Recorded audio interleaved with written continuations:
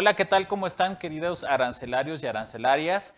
Bienvenidos a un episodio más de su programa Comercio sin Barreras. Y en este nuevo episodio tenemos la oportunidad de entrevistar a mi gran querido amigo Roberto Durán. Roberto, bienvenido Muchas gracias. a Comercio sin Barreras. Y este episodio está cargado de energía positiva, pero también con un tema muy importante que a todos nos importa, que es precisamente la creación del Tribunal de Disciplina Judicial. Todos sabemos que se ha dado una gran reforma a nivel constitucional en la parte de integración del Poder Judicial de la Federación. Y hoy, bueno, se han estado hablando mucho de lo que sucede con la materia de la ley de amparo y en específico también hemos querido abordar el tema del Tribunal de Disciplina Judicial y para eso nuestro querido Roberto nos estará compartiendo su experiencia, porque déjenme decirles algo, Roberto es un gran amigo de un servidor y tiene una gran vocación dentro del Poder Judicial de la Federación. Desde que salió de la carrera, prácticamente se ha dedicado a ejercer la profesión de licenciado en Derecho dentro de lo que son los órganos jurisdiccionales en juzgados de distrito y actualmente estás en una posición en la Suprema Corte de Justicia de la Nación como actuario judicial. Entonces, bueno, tiene una gran experiencia, aparte, bueno, un poco de su background, es que es licenciado en Derecho por la Universidad La Salle, tiene una maestría en Derechos Humanos y eres doctorante, pero bueno, no voy a hablar tanto yo, voy a dejar que nuestro querido Roberto nos explique. Roberto, bienvenido, cuéntanos de ti. Pues antes que nada, muchas gracias. Vuelvo a reiterar el agradecimiento. Estoy muy contento de estar contigo y en ayudar a lo que se puede en tu programa Muchas para que gracias. tenga mejor alcance, mejor audiencia. Por supuesto, aquí estamos a la orden. Bueno, no me gusta ser pretencioso, pero sí, efectivamente tenemos ya un largo camino en la carrera judicial. Yo empecé precisamente a trabajar desde los órganos. Sabemos que el Tribunal de Justicia, el Tribunal Contencioso Administrativo en la Ciudad de México no es propiamente del Poder Judicial, proviene el Ejecutivo. Sin embargo, ahí empecé, se dio la oportunidad de trabajar en juzgado de distrito en materia administrativa y posteriormente di el salto a la Suprema Corte, en el cual ya voy a cumplir en el Poder Judicial ya casi 20 años. Wow, o sea, bueno, o sea que ya hace Ya 15 años, casi. hace 5 años atrás te celebraron, te hicieron tu fiesta en el Poder No, Judicial. no, no, todavía no llegamos a los 20 años, pero sí nos dan un reconocimiento por cada 5 años y ya nos dan una medalla conmemorativa y pues esperemos llegar a los 20 años, porque sí, estoy muy contento, muy ansioso de servir tanto a mi país, Claro. porque es un servicio al país y por eso estoy muy contento. Y sí, sí, toda mi vida he estado tratando de seguir creciendo en el área educativa, Jurisdiccional. no, educativa, para todos los logros que he logrado, hacer una sinergia con el Poder Judicial, que es servir a mi país de la mejor manera, por lo cual, dentro de eso, es donde ya tengo esas especialidades en Derecho Administrativo y Fiscal, Derecho Constitucional, Derechos Humanos, y también por ahí metimos Administración Pública para tener un currículum más fuerte para el Poder Judicial. Sí, claro, porque evidentemente, Roberto, todo esto que tú has estado viviendo dentro del Poder Judicial de la Federación me lleva a pensar de que el estar dentro de los órganos jurisdiccionales parece cosa fácil. Digo, yo también tuve la oportunidad de estar como oficial judicial y hacer mis prácticas dentro del Poder Judicial de la Federación y me di cuenta que realmente es una vocación, así como cuando nos nace el ejercer o convertirnos en abogados, también nace esta vocación de servir. Eso es algo creo que muy importante. Las personas que están trabajando, que laboran dentro de los diversos órganos jurisdiccionales, tienen esta vocación y creo que contigo vemos ese gusto, esa pasión, porque aparte, bueno, antes de la entrevista, antes de entrar a la entrevista, nos comentabas que, o me comentabas que estabas habías estado en el Tribunal Federal de Justicia No, Fiscal y Administrativa como unas prácticas. estuve haciendo la especialidad. Ajá. Estuve ahí en el curso, pero estuve en el Tribunal de lo Contencioso de la Ciudad de México, Sí, que pero sí, ahí ajá. sí ya fueron estuve como meritorio. Sí, claro, que son prácticamente el de estar dando servicio, estar Sí, aprendiendo, teniendo prácticas profesionales, pero dentro de un órgano jurisdiccional. Y es que eso realmente creo que te va perfilando. Cuéntanos un poco, ¿a ti qué te perfiló? O sea, ¿por qué decidiste incursionar en el ámbito jurisdiccional y no de una forma privada? tuve mi despacho, estuve litigando un buen rato, se llamaba Bengoche Abogados, sí litigué un ratito, pero ¿qué fue lo que pasó? Ajá. Entró una posibilidad y dije, vamos a ver el ámbito judicial. Y dentro del ámbito judicial me percaté de la necesidad de que las personas necesitan gente completa, bien preparada, que se le dé y tengan la certeza de que existe ese apoyo a las personas, que se les va a dar o que pretenden o buscan algo de justicia en su vida. Y es donde yo quería entrar, en ser parte en esos casos en los cuales las personas se sientan seguras de que pueden tener acceso a ello. Y de forma que debe de ser, que debemos de entender que es uno, gratuito y es un servicio a nuestro país, a nuestra ciudadanía. Entonces, por eso fue que me llamó la atención. Y cuando entro, ya propiamente fuerte, que fue al juzgado de distrito en materia administrativa, es donde se me abrió un mundo completamente diferente, leer los expedientes, leer diariamente lo que pasaba con la ciudadanía y que se necesita justicia en nuestro país porque sí existe en la ciudadanía ese reproche hacia el Poder Judicial en el cual se siente desamparado. Sí, y que, bueno, lamentablemente a veces la ciudadanía, nuestros queridos arancelarios y arancelarias, no se percatan, pero en el backstage suceden cosas, ¿no? O sea, por ejemplo, ahorita que hablabas de tu trayectoria en el juzgado de distrito en materia administrativa, seguramente te tocaron situaciones en donde, ahora que estamos ya en vísperas de Navidad y Año Nuevo, yo sí conocí gente que estaba trabajando esos días, que realmente a lo mejor no disponía de esa festividad por estar sacando los amparos, los turnos. Entonces, tú también fuiste parte de eso.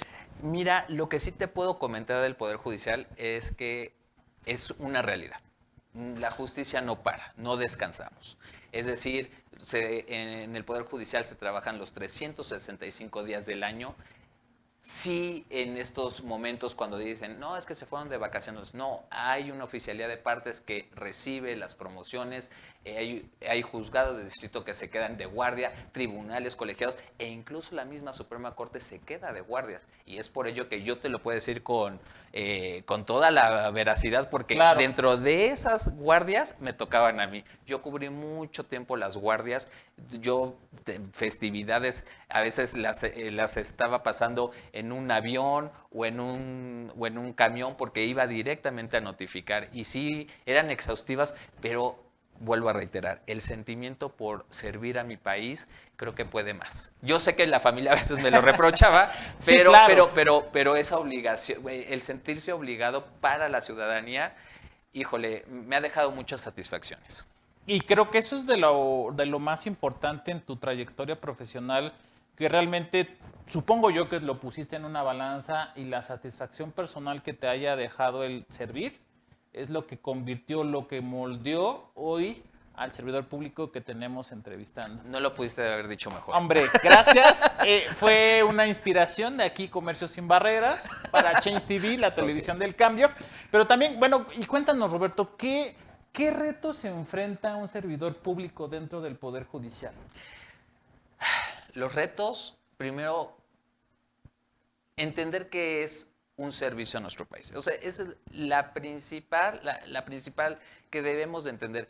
El servir a nuestro país es lo que nos permite, o es ese motor que nos da la satisfacción que cuando llegamos por fin, después de analizar un asunto durante un año, año y medio, y que al final llega una sentencia, llega un cumplimiento y que le das esa resolución a la persona que se le está haciendo justicia, es muy gratificante. Yo sé que muchas veces no vemos a la persona directamente cuando se le hace este conocimiento, pero yo en mi caso, como actuario judicial, que es el desempeño que hago ahorita actualmente, y yo llego con la persona y se le entrega, te deja un muy buen sabor de boca, la verdad. Sí, en el momento en que le explicas ya a la familia precisamente lo que pasa, entienden esa pasión y es por eso el soporte que es mi familia que me permite seguir haciendo lo que hago. No, hombre, bueno, sí, o sea, eres como este evangelista de la justicia, porque justamente esa es la función. A diferencia de los evangelistas, sí nos reciben.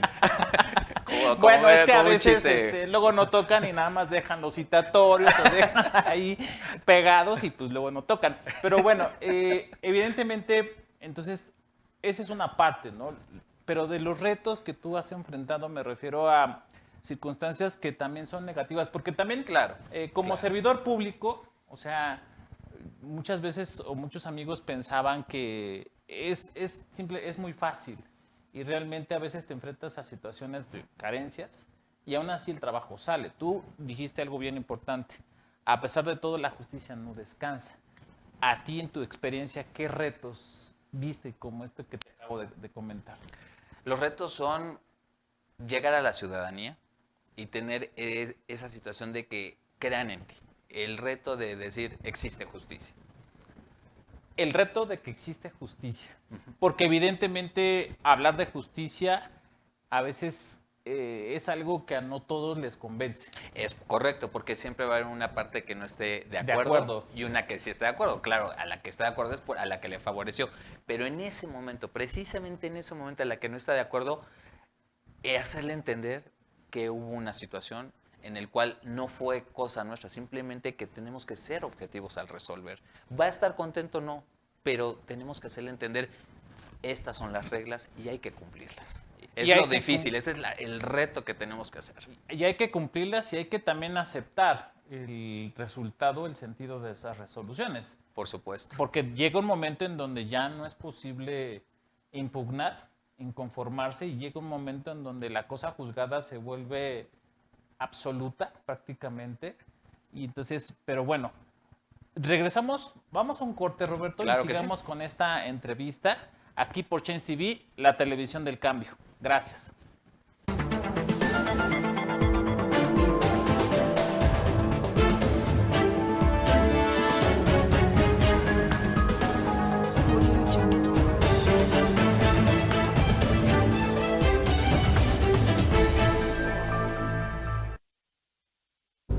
Amigos, te esperamos en ADN Empresarial. Recuerda, con Nani Hernández y tu servidor Amador de la Cruz, todos los viernes a las 9 de la mañana, en donde estaremos tratando los temas que tienen que ver con todo lo que es el sector productivo, todo lo que es el sector industrial, todo lo que tiene que ver con la calidad, la productividad y la competitividad. Recuerda, todos los viernes a las 9 de la mañana, aquí te esperamos en ADN Empresarial. Querido auditorio de Change TV, les habla Jaime Álvarez, soy licenciado en Derecho, especialista en materia civil, mercantil y negligencia médica, y me acompaña el licenciado Juan Miguel García Benumea, abogado especialista en materia penal y victimología. Los esperamos en esta nueva edición de Fedelta Resuelve. No te lo pierdas, todos los lunes a las 11 de la mañana, solo por Change TV, la televisión del cambio ya está aquí. ¿Qué tal? ¿Cómo están todos ustedes? Mi nombre es Antonio Salas Velasco, soy investigador biomédico, neurofisiólogo y presidente de Biomagnética Sagas. Hacemos y hemos hecho investigación por muchos años, más de 20 en México y en otros 5 países. La intención del programa, el contenido, lo describe muy bien el título: Salud con Ciencia. Es decir, lo que vamos a hacer es invitarlos a ustedes a asomarse a este contexto que es la medicina institucional más la medicina tradicional en un enfoque científico. Agradecemos a todos ustedes que estén aquí en Change TV todos los martes de 5 a 5 y media de la tarde. Bienvenidos. Muchas gracias. Hola, yo soy Aribel Contreras y durante los últimos años me he dedicado a analizar todo tipo de noticias internacionales. Por eso te quiero invitar cada miércoles 3 de la tarde por Change TV a que nos acompañes a este espacio informativo con entrevistas, análisis y por supuesto invitados. Esto se llama Eco Internacional, donde tu voz logrará ser el eco de todo el acontecer mundial junto conmigo. No lo olvides, todos los miércoles 3 de la tarde por Change TV.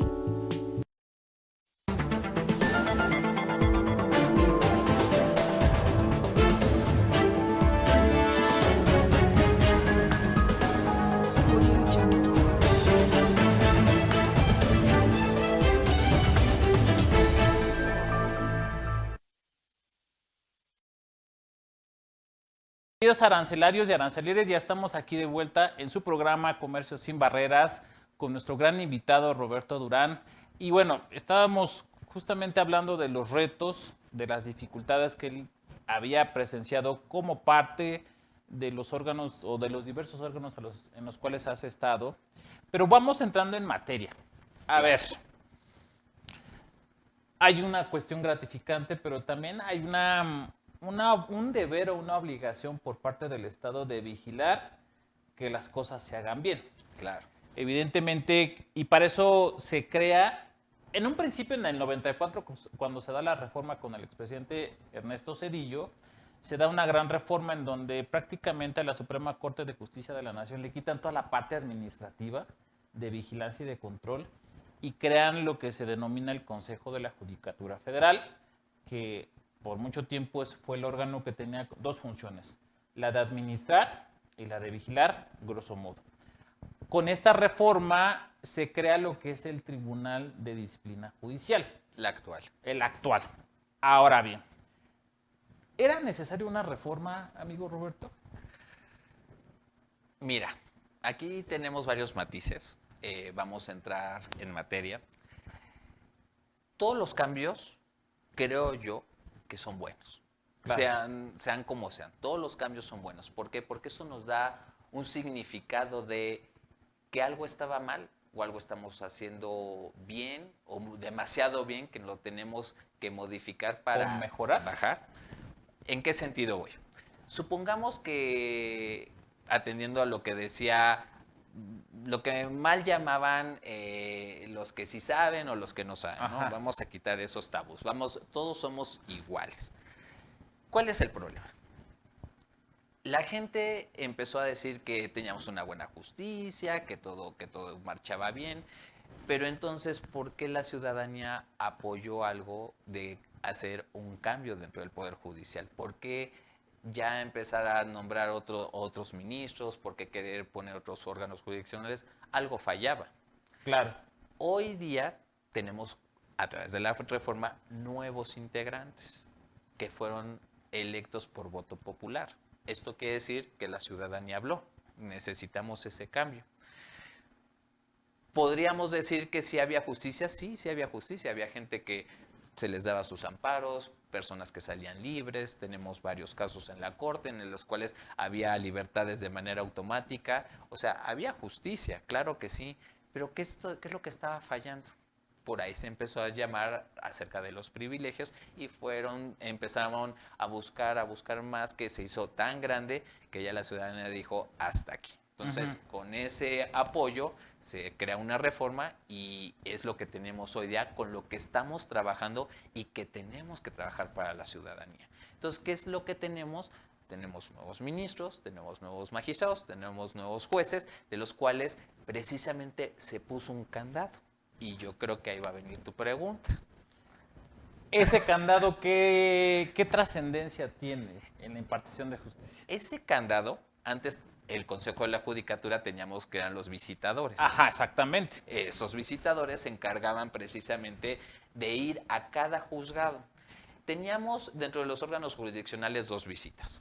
La primera era la virtual y la otra era la presencial. O sea, había dos, o sea, lo único... Durante el año, en los órganos jurisdiccionales se hacían dos visitas por parte de los visitadores que eran del Consejo de la Judicatura Federal. Que nosotros como usuarios o como litigantes únicamente nos enteramos de las visitas presenciales porque se pegaba en los órganos, o se pegaba un aviso, una circular de que tal día iba a haber una visita. De hecho, sí se pegaban las dos circulares, tanto la virtual como la física, pero la física se le daba más promoción por una situación, porque aquella persona que tuviera una queja respecto de estas personas que sentían que no se les impartía justicia, podían quejarse en ese momento. Entonces sabían que estaba este visitador. Entonces sí existía una situación de disciplina.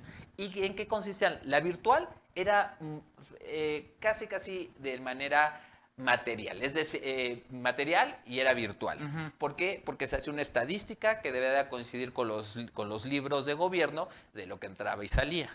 La física ya iba propiamente el visitador, se quedaba una semana, veía anomalías y ponía faltas, se hacía su acta de entrega diciéndole en qué había fallado el órgano jurisdiccional, y de esa manera el órgano jurisdiccional, al ver dicha acta, era donde él podía ir cambiando, ir modificando para crecer como órgano jurisdiccional y crear una mayor justicia. Entonces sí existía un órgano disciplinador propiamente en el Consejo de la Judicatura. En el Consejo de la Judicatura, y que aparte, bueno, sí, evidentemente los visitadores se percataban de los recursos, ¿no? O sea, por ejemplo, en un amparo indirecto, en un juzgado de distrito tenías que mandar el testimonio del recurso y evidentemente eso lleva un tiempo. Claro, por supuesto. Ahí se detectaba, o sea, oye, ¿por qué el testimonio no está bien integrado? ¿Por qué tan solo un expediente no está foliado, o sea, rubricado?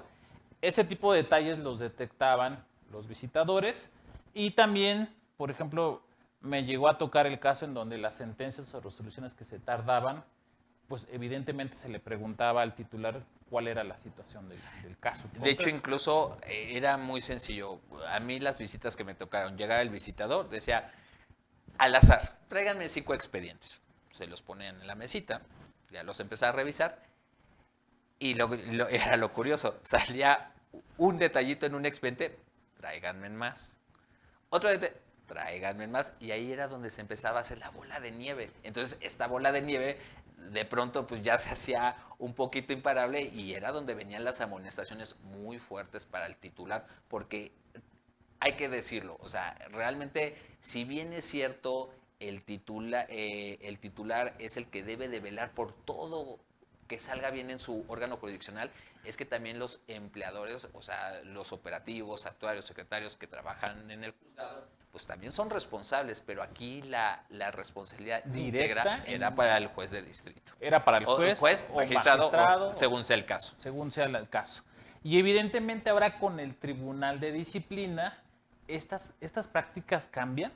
No van a cambiar en la forma, pero ¿qué es lo que está buscando el Tribunal de Disciplina?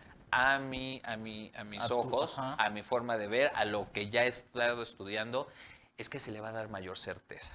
Que ante alguna falta van a existir sanciones más severas, y pues es tan sencillo como es que al ser una situación que el pueblo lo ha hablado, que la ciudadanía necesita y está ávida de justicia, es que se necesita ese candado que diga, aquí estamos y vamos a proteger a la ciudadanía. O sea que lo que quiero entender con lo que tú nos comentas es que ya no se diga o no se piense de que los asuntos quedan en el seguro del escritorio del órgano jurisdiccional, sino que realmente se van a revisar.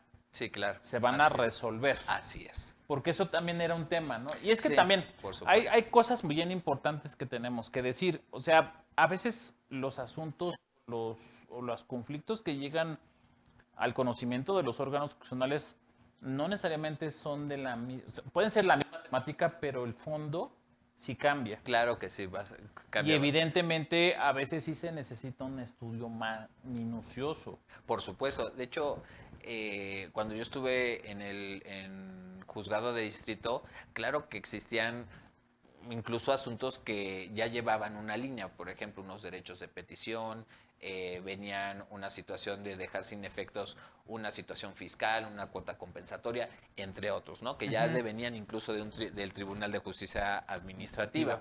Simplemente que aquí, ¿qué es lo que se ve?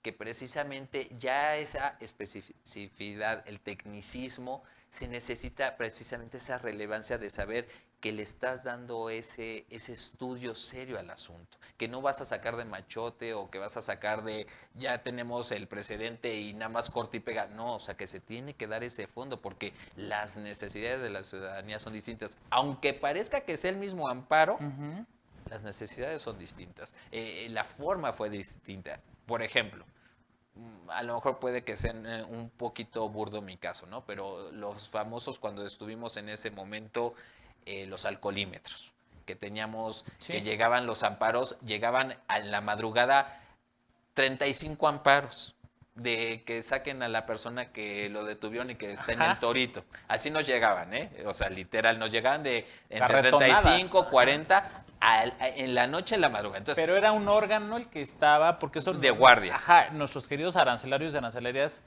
no lo conocen, pero era un órgano, me refiero a un juzgado, que estaba de guardia atendiendo al grueso de la población que vive en la Ciudad de México, pero que también estaba de paso. Así es. Entonces, ahí es donde te llegaban, ¿no? 30, 40, y yo creo que son pocos, ¿eh?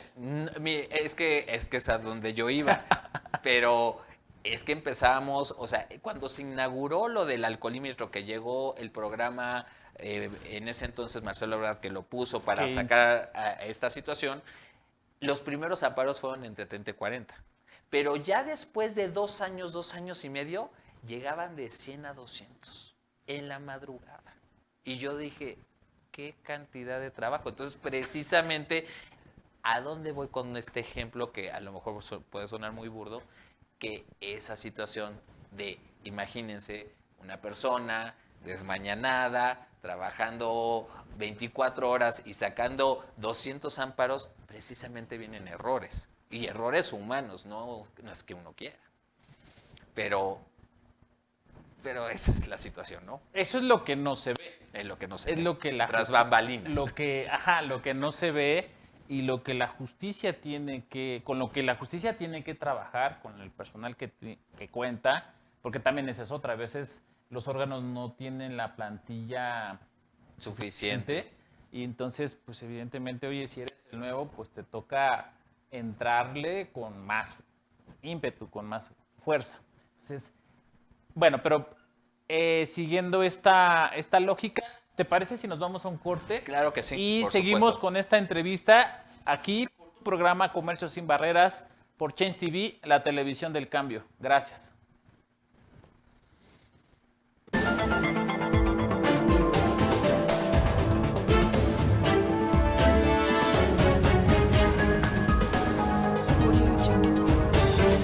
Hola, los invito a nuestro programa El Lado B del Éxito en Change TV. Su canal del cambio ya está aquí. Este programa, El Lado B del Éxito, lleva como función principal para todos los emprendedores, empresarios en camino y además también para familias que quieren emprender, que llevan un negocio. Aquí tenemos para ustedes tips, experiencias vividas por algunos empresarios que ya son exitosos, algunas narraciones también de esos exitosos, y les vamos a entregar cada lunes a la 1 de la tarde estos conocimientos, estos tips, y estamos para ustedes. Te invitamos.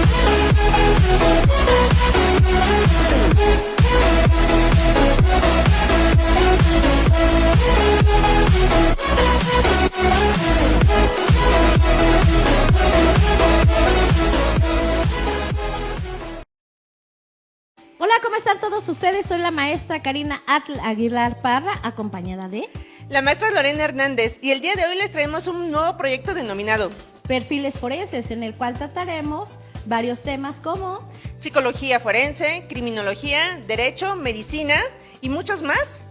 Los esperamos los días lunes a las 2:30 aquí por Change TV.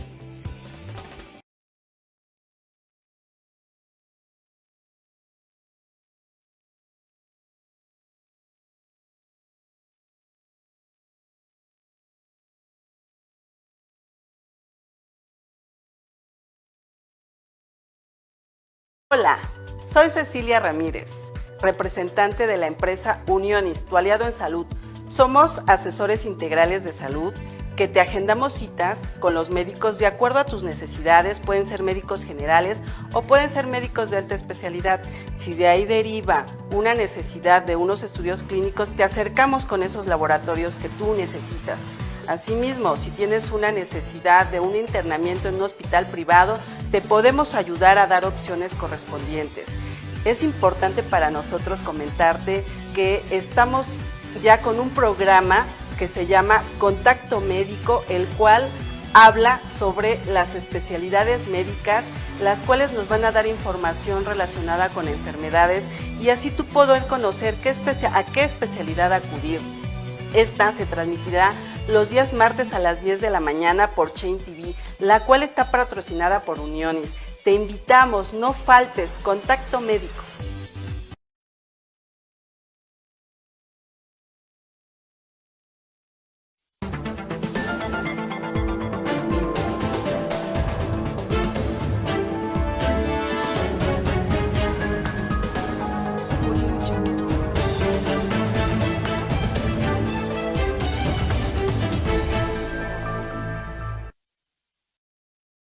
Estamos de vuelta aquí, queridos arancelarios y arancelarias, en su programa Comercio Sin Barreras, agradeciendo como siempre la oportunidad a Change TV, la televisión del cambio, al equipo de producción, a la directora general por brindarnos este espacio.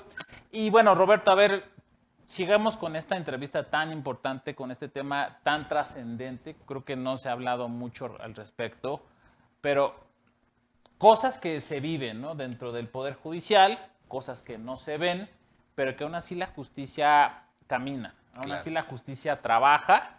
Y hablando precisamente del órgano de administración, ¿qué nos puedes decir? Porque también es parte de esta gran reforma. O sea, el Consejo de la Judicatura en un inicio concentraba dos funciones principales: administrar y vigilar. Ah, es correcto. Ahora entiendo que se separan. ¿Y cómo queda este órgano de administración?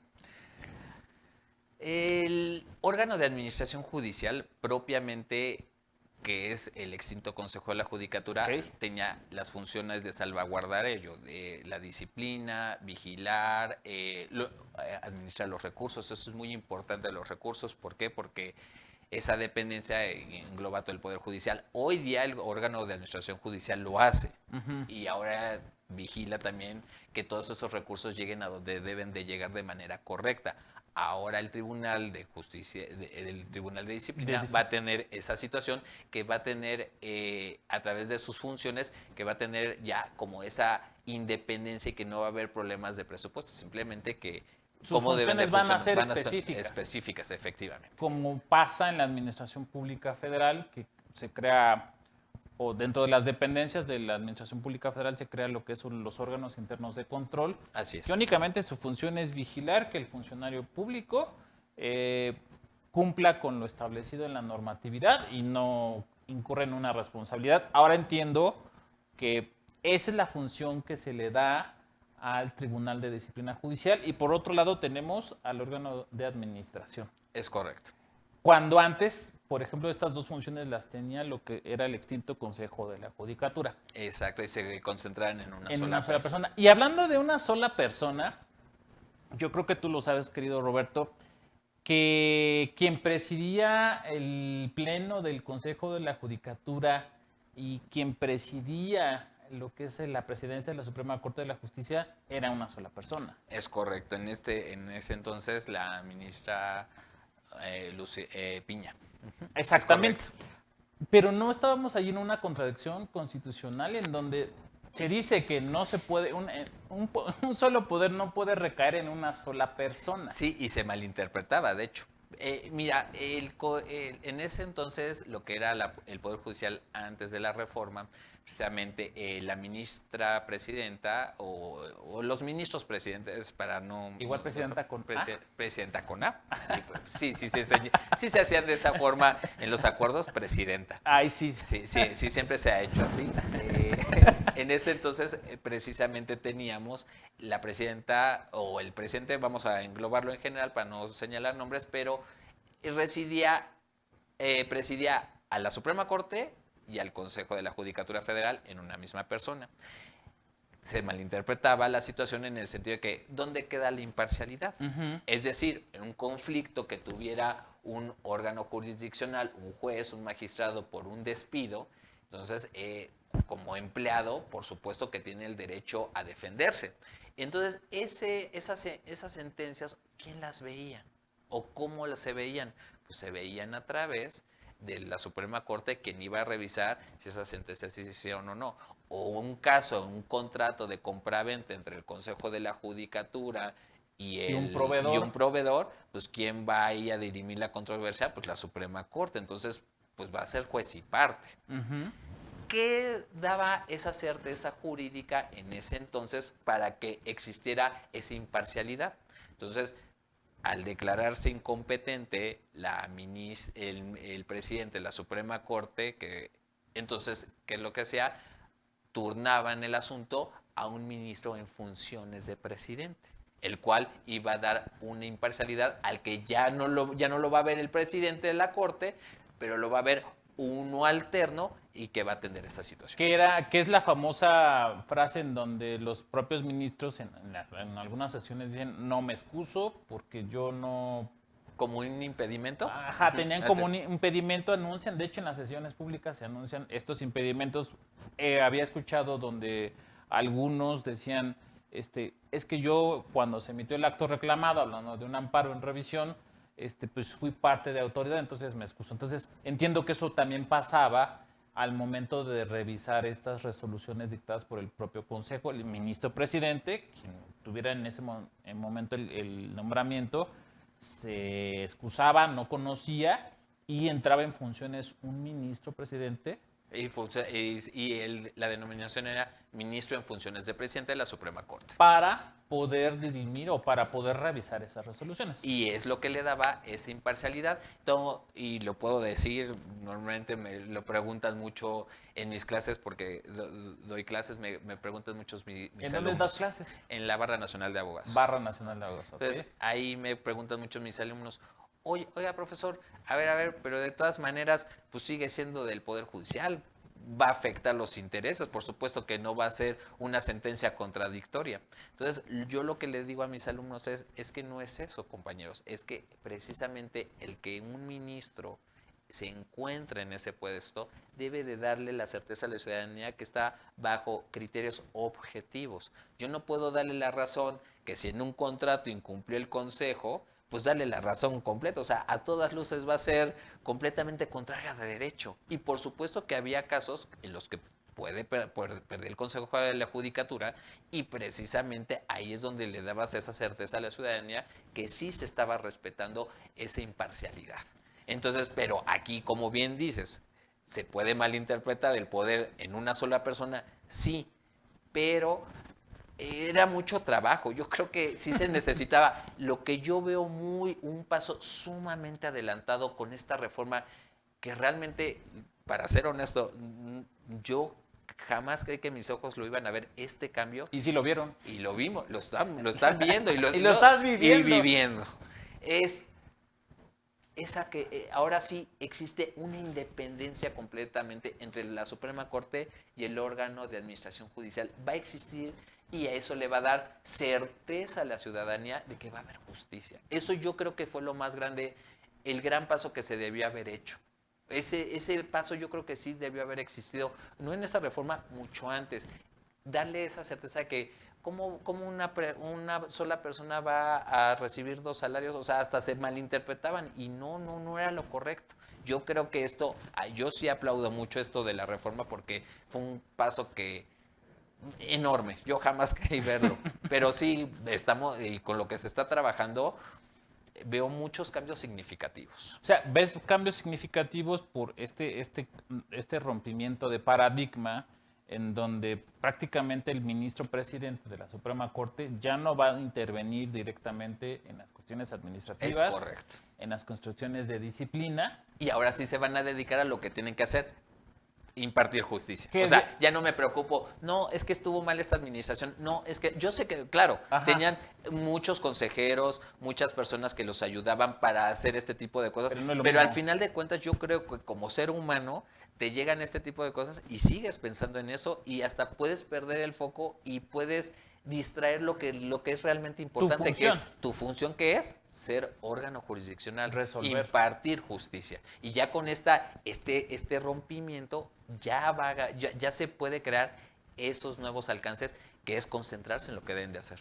Y bueno, y aquí justamente con esto que tú nos estás comentando, te quiero hacer la pregunta porque me llama mucho la atención.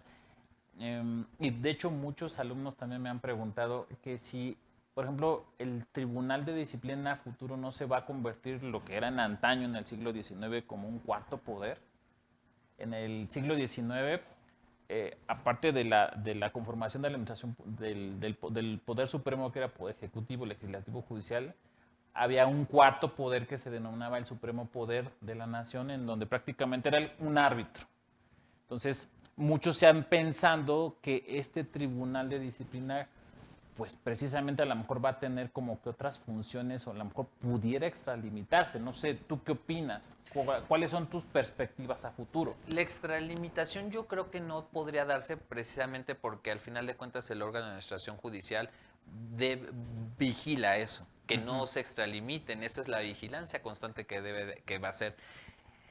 En muchos países, en otros países del mundo existe este tribunal, incluso en Canadá existe este tipo de tribunal. Hay un tribunal de disciplina y precisamente ha funcionado. Simplemente yo soy de la idea que con este cambio tan grande que se hizo en nuestro país es empezar a crear lo que se había hecho, por ejemplo, del 94 para acá. O sea, del 94 para acá ya han pasado bastantes añitos. Sí, ya. Ya han pasado bastantes añitos, pero precisamente ese cambio se empezó a forjar y vean hasta dónde llegamos, a que incluso la Suprema Corte recibiera un premio a nivel mundial respecto de los derechos humanos. Ahora con lo que tenemos, vamos por más. Tenemos que ir con más porque ya tenemos las bases cimentadas, vamos a todavía a crecer lo que está, a hacer una sinergia, y eso es lo que yo es en lo que creo, que en esta sinergia vamos a crecer todavía más como justicia. Y crecer más y sobre todo confiar en que el sistema va a funcionar. Sí, tiene que funcionar. Y que evidentemente, bueno, es que no hay un sistema de justicia perfecto. Es que nunca lo va a haber. No lo va a haber. Porque precisamente el ciudadano es lo que decíamos, ¿no? Nadie va a estar contento en una resolución. Sí, va a haber un vencedor, un vencido. Y entonces, ¿quién es el que se va a inconformar? Justamente, pues es el vencido. Pero nunca va a llegar este punto en donde a lo mejor, o sí lo llegará, a satisfacer a ambas partes. Porque creo que eso hay que hablarlo. Creo que ese es un reto de los jueces. Pero vámonos a quedar aquí en este punto. Vámonos a un corte, queridos arancelarios y arancelarias. Seguimos aquí en su programa Comercio Sin Barreras por Change TV, la televisión del cambio. Gracias.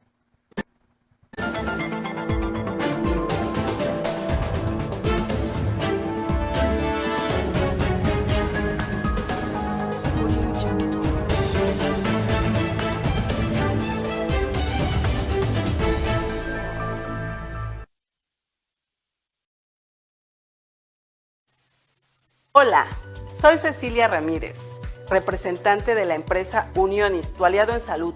Somos asesores integrales de salud que te agendamos citas con los médicos de acuerdo a tus necesidades. Pueden ser médicos generales o pueden ser médicos de alta especialidad. Si de ahí deriva una necesidad de unos estudios clínicos, te acercamos con esos laboratorios que tú necesitas.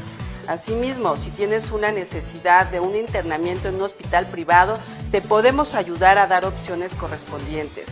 Es importante para nosotros comentarte que estamos ya con un programa que se llama Contacto Médico, el cual habla sobre las especialidades médicas, las cuales nos van a dar información relacionada con enfermedades y así tú poder conocer a qué especialidad acudir. Esta se transmitirá los días martes a las 10 de la mañana por Change TV, la cual está patrocinada por Unionis. Te invitamos, no faltes, Contacto Médico.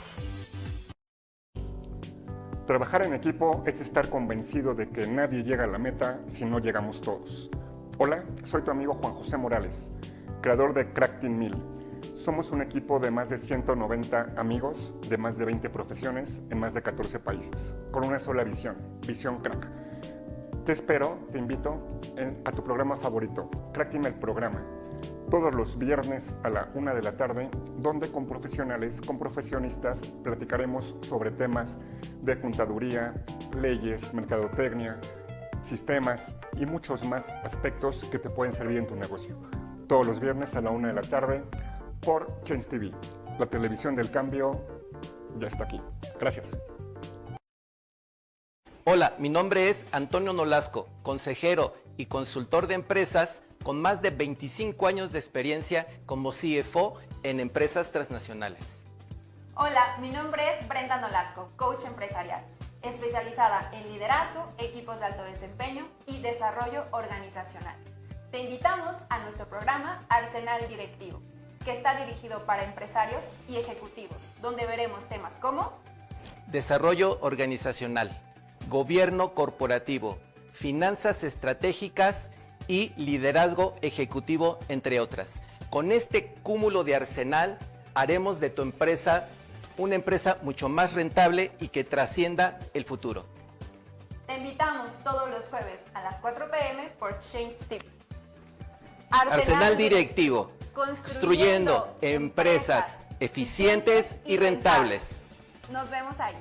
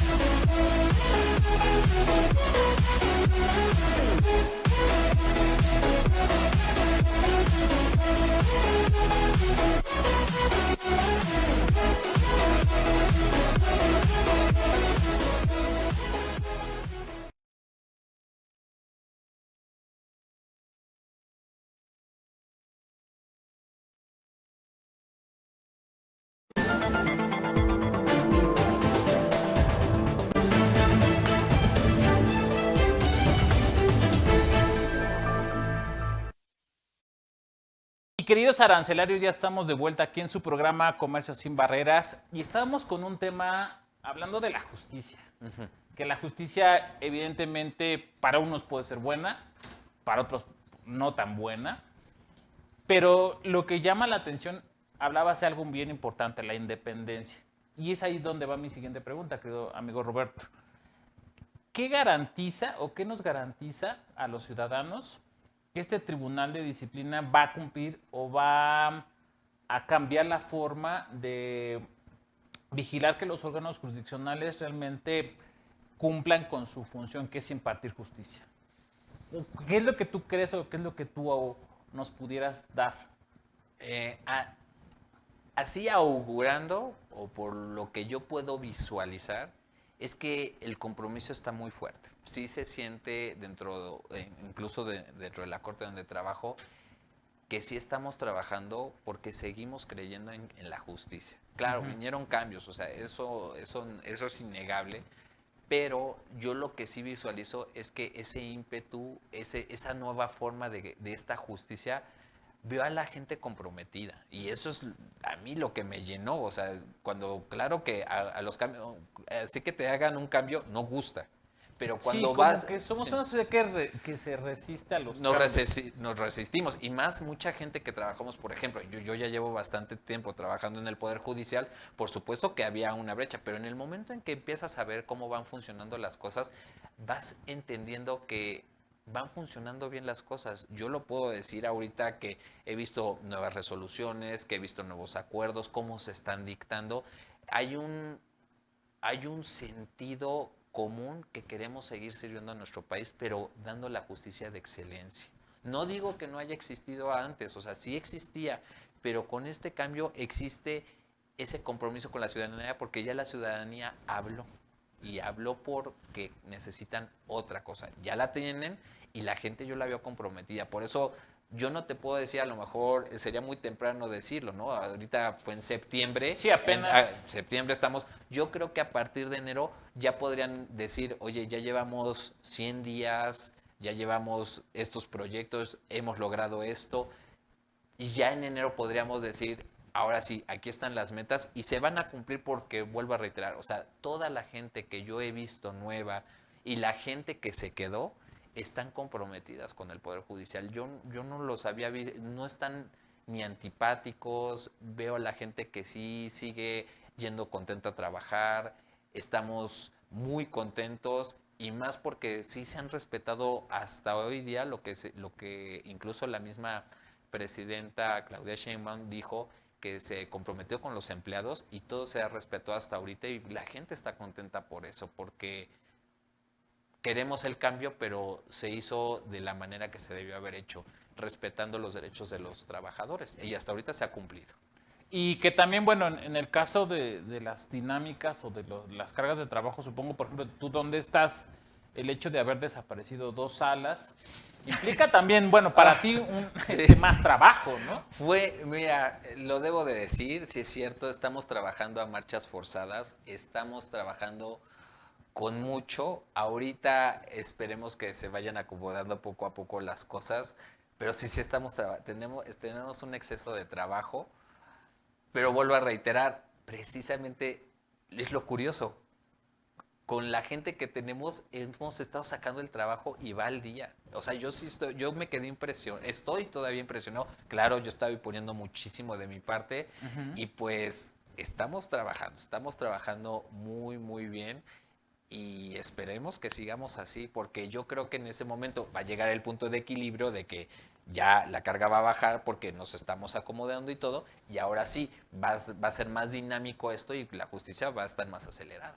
Y que también, bueno, una parte bien importante con estos cambios o con estas reformas es la incorporación de la justicia digital. Sí, muy buena. ¿Que tú cómo lo ves? Como parte del órgano, ¿no? Fíjate que eso estuvo muy curioso tu pregunta porque nos tocó ese cambio antes de la reforma y eso fue en la famosa pandemia. Pero desde antes, o sea... No, es que... Es que empezó, déjame darte un contexto. Desde el año 2010, el Consejo de la Judicatura, o bueno, más bien dicho, el Poder Judicial de la Federación empezó a implementar lo que es el Sistema Integral de Seguimiento de Expedientes. Así es. Empezó como un proyecto piloto. Así es. Y que, bueno, evidentemente siguió, se fueron perfeccionando. La pandemia, como tú bien dices, nos ayudó a acelerar este proceso aún más. Ese es el punto. ¿Y qué nos puedes decir? No, es que precisamente en la pandemia era sí o sí. O sea, entonces ese es al punto que iba. Claro que ya el Poder Judicial está implementando eso, como bien lo dijiste, no lo pudiste haber dicho mejor. Así pasó, simplemente que en la pandemia no me interesa, lo tenemos que hacer por la ciudadanía. Y sí, fue lo que pasó. Empezó a ser todo virtual y precisamente incluso teníamos magistrados, jueces, pues ya grandes que pues empezaron a acoplar, que donde le pico en la computadora, o sea, sí, empezaron a o sea, teníamos que entender que era sí o sí y se logró. E incluso en la pandemia se hicieron cosas que yo no creí que fueran tan rápidas, porque claro, pues simplemente la atención de las notificaciones, dar resoluciones a distancia. otorgar amparos a distancia. O sea, esas son las cosas que yo me quedé impactado de lo que somos capaces de hacer en tampoco a la fuerza, Pero en poco tiempo los cambios que se hicieron fueron sumamente radicales, pero se logró. Y eso fue de otras de las grandes satisfacciones, que el llegar a la gente en otros medios, en otras circunstancias, se puede hacer. Entonces, ahorita claro que ya también se ha dado mayor fuerza al expediente virtual. Yo debo decir, lo debo de confesar, yo todavía soy de la vieja escuela que ir a buscar el expediente, físico. porque crecimos con eso, ¿no? O sea, yo por mi edad, yo estoy y he crecido en eso, he llevado toda mi vida así, yo soy de la vieja escuela, yo creo que soy de la idea papelito habla, pero sí el acercamiento a la ciudadanía que hoy se tiene tanto en todas las formas habidas y por haber, hoy las tiene el Poder Judicial y son una realidad. Que son de las cosas que supongo que el órgano de administración va a seguir invirtiendo, sí, porque al final de cuentas es una inversión. Digo, el Poder Judicial no está para desarrollar software o plataformas, sino que evidentemente tiene que hacer la contratación y evidentemente va a ir perfeccionando los sistemas para que, en este caso, la ciudadanía se entere de las resoluciones, para que pueda visualizar su expediente, para que también pueda tener acceso de forma inmediata a las resoluciones que se dictan día a día. Por supuesto. Y de hecho, incluso esta famosa supercomputadora que ha estado promocionando Claudia Sheinbaum, que va a ser la más grande de Latinoamérica, si eso todavía pudiera ser parte integral del Poder Judicial, híjole, si eso lo hicimos con tan poco, imagínate ahora, yo creo que vamos por muy buen camino. Yo soy de las personas muy optimistas, realmente me gusta pensar en que estamos haciendo las cosas bien, que el Poder Judicial cada día se acerca mayor a la ciudadanía, que sabe que tiene pues, un aliado, no un enemigo, siempre va a ser un aliado del Poder Judicial, siempre lo ha sido, pero con este ímpetu que se tiene hoy día podemos llegar a hacer mucho más grandes cosas y que no solamente, pues sabemos que la Constitución no solamente protege a los mexicanos, sino todas las personas que habitan en nuestro territorio nacional, y ese debe ser una realidad. Imagínate, llega un inmigrante, no sabe, se mete a internet, sabe que tiene derechos por ahí, puede acudir al Poder Judicial y sucede, ¿no? Lo hemos visto. ¿Y crees que a futuro, bueno, porque pasa en otros, por ejemplo, en otros poderes judiciales a nivel local, en donde existen formatos, y porque por ahí también se había anunciado que lo que se busca es tener formatos, ¿crees que también la tendencia sea del Poder Judicial sea poner a disposición de la ciudadanía formatos? Es que ese es el punto que habíamos hablado hace ratito, ¿te acuerdas de los alcoholímetros? Una demanda se hizo y se presentaron N cantidades de amparos que las circunstancias, vuelvo a repetir, son distintas. Claro, el contexto. Puede haber cosas que claro que tengan coincidencia, pero no todo. Yo soy de la idea, pues cada persona, cada mente es un mundo. Entonces, las circunstancias nunca van a ser las mismas, porque todo mundo pasó por una distinta etapa. A pesar de que yo haya presentado, por decir, una demanda en alcoholímetro, pues a lo mejor a él lo agarraron en otro lado, a él lo agarraron en otro lado, fueron distintos policías, el forcejeo fue distinto, las palabras, o sea, nada puede ser igual, yo creo, yo lo considero así. El formato puede ayudar, sí ayuda, pero para cosas, una guía, unas básicas, pero ya en el fondo, como bien lo dijiste hace rato, ese es lo que hace más fino lo que busca la gente. En este caso, en este preciso momento, es lo que necesito que tú atiendas Poder Judicial, y es lo que sucede. Entonces, yo creo que el formato puede ayudar como guía, sí, pueden existir pero guías, no es la cura. Pero no es la cura. No es la cura. Yo creo que ese es lo que se ha estado buscando, ¿no? Que tengamos esa justicia y que nos escuchen a mí que yo soy el ciudadano y necesito esa justicia, necesito que escuches a mí como persona, no como grupo, como persona, y es lo que se está haciendo. Claro, y algo también muy importante, viéndolo ahora desde la perspectiva de los órganos jurisdiccionales, ¿tú qué opinas de la utilización de inteligencia artificial como apoyo para dictar resoluciones?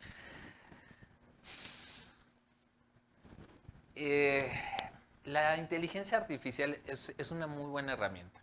Nos puede dar parámetros para encontrar información que de precedentes. Es muy importante. Sí, porque te la da de forma inmediata, ¿no?